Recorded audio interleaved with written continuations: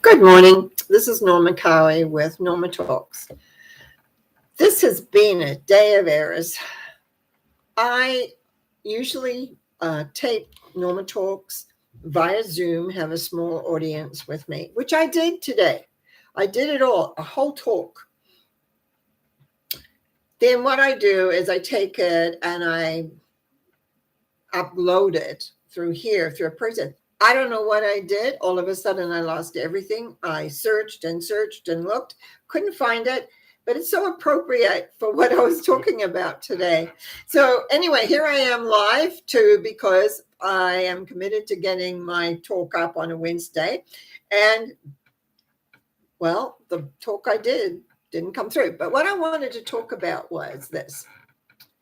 We are a little like icebergs.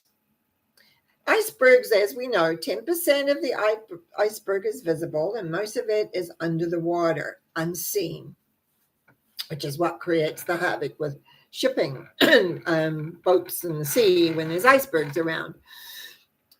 We are very similar. When we encounter somebody and talk with somebody, we see the top part or the outward image, the 10%. But what's hidden way down, what's hidden below that is your programming.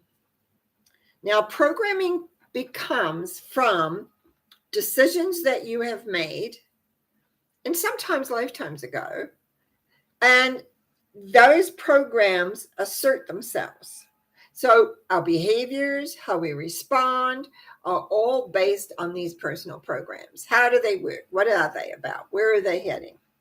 Now, so the thing is about how to understand them, how to find them. Now, that is a lot of the work that I got led to by life, is to finding the deep programs. Now, sometimes when clients come to me, we are like starting almost at scratch, having to clear out, you might say, a lot of the debris that our surface stuff does before we get to those deep hidden programs, before we get down to what's really ruling the life. Now, how do we know what's ruling our life? Very often is by being aware what happens.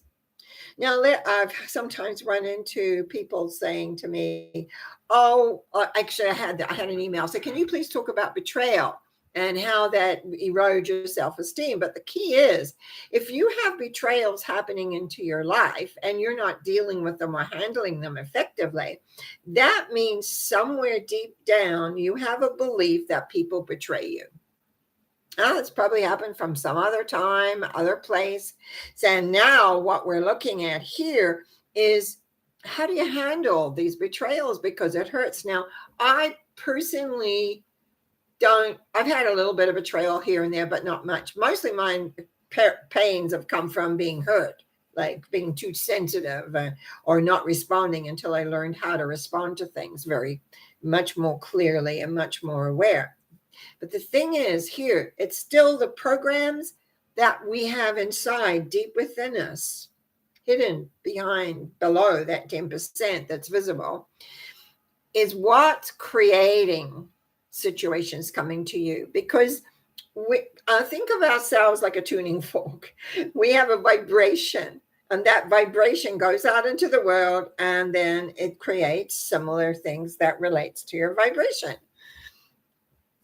And those deep ones that talk about betrayal, hurt, pain, and the decisions that we've made about I can't succeed, or it never works, or I can't be happy, or who knows, 100 things that we can decide about ourselves. And then it gets outpictured. Now, when we're young, we don't know about these things, and we go along in life, all of a sudden we begin to see, oh, every time I get in a relationship, this happens or that happens, or a kind of a thought form starts coming up into your mind about certain things. Those are usually deep-seated programs trying to show you, by reflecting out into the life, who you are, where you're going, what's happening, and what those beliefs are. Now, they can be held in personal contracts you've made with yourself, oaths you might have said at some point, and usually I find those are to do with wanting to establish the self. Vows that you have made to churches or groups. And very often they sound really great, but they actually can be very inhibiting. And then, of course, we have the Akashic records where there could be an act that you've done or a decision that you've made that does not support you. In fact, today, after I finished my other talk, and we were just discussing some things, one of my friends that come on with me on Wednesday mornings said, "Well, you only talk about negative things in the Akashic records." And I said, "Well, because that's my job, is to clear those. The good ones we want to keep, the ones that support us, the ones that bring us the joy and the light and where we're heading and where we're going. We want those to maintain. We want those to keep." And it's true. And there is a lot, but we make some decisions that are not supportive of who we are or who we want to be or where we're heading. And those are the ones that's my job to clear, to discover them and clear them. And when we come to the Akashic records, by the way, the only way I found to really clear them was through self-forgiveness. You have to forgive yourself for creating that belief or that decision. Self-forgiveness is kind of big on my book. I know I spend a long time forgiving myself.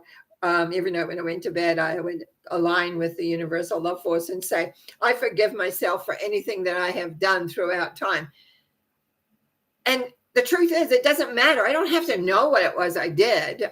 Don't have to know what they were. I just have to know that already in the big picture of things, I'm forgiven. So I have to forgive myself, because if I'm holding on to something, if I have a decision that I've made about myself that is less than, then I don't want that. And how am I supposed? I don't want to spend hours and hours trying to figure out all these things. Just let me forgive myself and move back. And I must admit, I began to handle things a lot better in my life when I started doing that. It was though there was a clearing for me to be able to make more and different decisions and more awareness. And very often we forget the importance of self-forgiveness. And we forget the importance. But first of all is the awareness that so much is down there, just like the iceberg, so far down that we are not even aware. Like, it was really interesting for me this morning when I don't know what I did on my computer. No kidding. 1 minute because there's a procedure I have to do that takes me a little while. And it just disappeared. And I spent quite a long time trying to figure out where it disappeared to. Because I know I didn't delete it. I know I didn't press the delete button, but it was gone. And then I thought, I'll go live, because I do 2 shows live, and I'll just do my talk on live.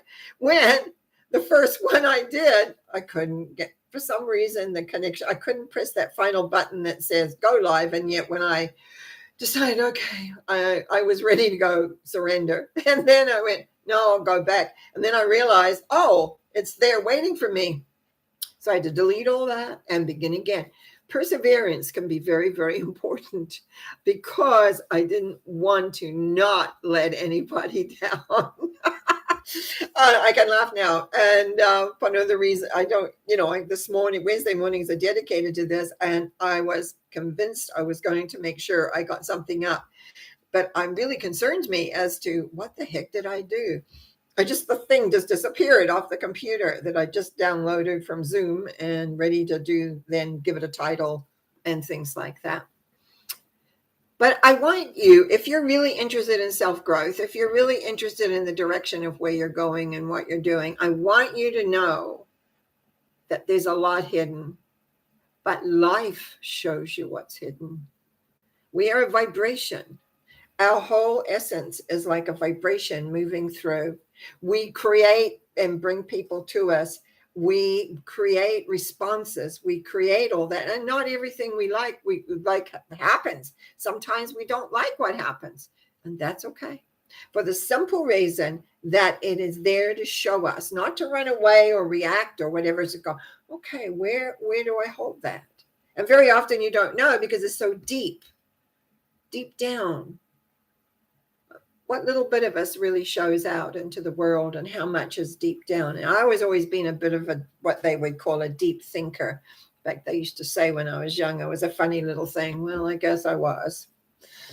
not little anymore, but life goes on. You create a sense of humor, hopefully, because if you don't, you can be a little bit in trouble. Anyway, I just wanted to make sure we had something up today for Norma Talks. Sorry, I'm kind of laughing because I have been scrambling here for a good hour, nearly an hour, trying to figure out what to do. Nothing was working. But I want you to realize there's more to you than what the old saying goes that meets the eye. And if you observe what is happening around you, you will know, oh, I must have something that's about that.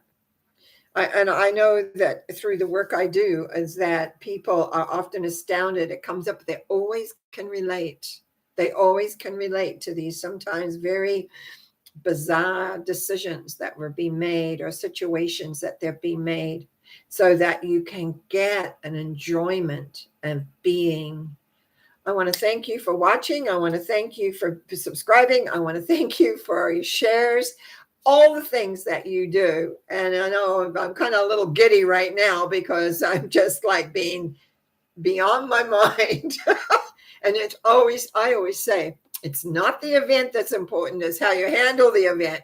And I was determined that you were going to have some kind of a Norma Talks today.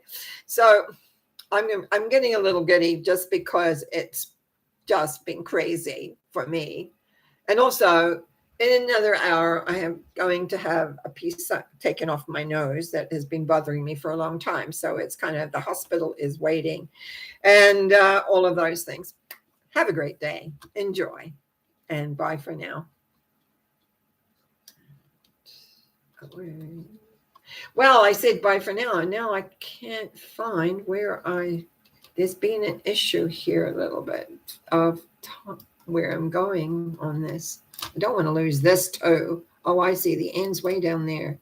Hang on. If I this the exploration of this. There we go. Thank you.